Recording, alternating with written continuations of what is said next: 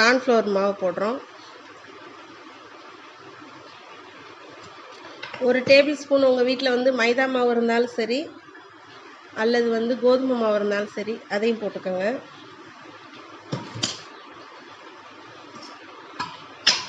இவ்வளோ தான் நம்ம இதுக்கு தேவையான பொருட்கள். இவ்வளோ தான் நம்ம போடுறோம். இந்த சிக்கனுக்கு தேவையான பொருட்கள். இதை அப்படியே நம்ம பிரட்டிடலாம். சரி, இஞ்சி பூண்டு இன்னும் போடல. இஞ்சி பூண்டு போட்டுறேன்.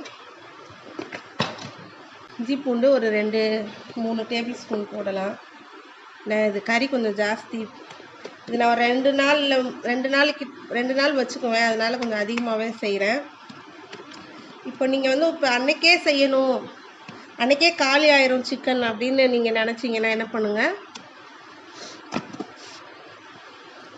சிக்கனுக்கு ஏற்ற ஒரு 1/2 கிலோ சிக்கன்னா வந்து என்ன பண்ணுங்கள், 1 முட்டை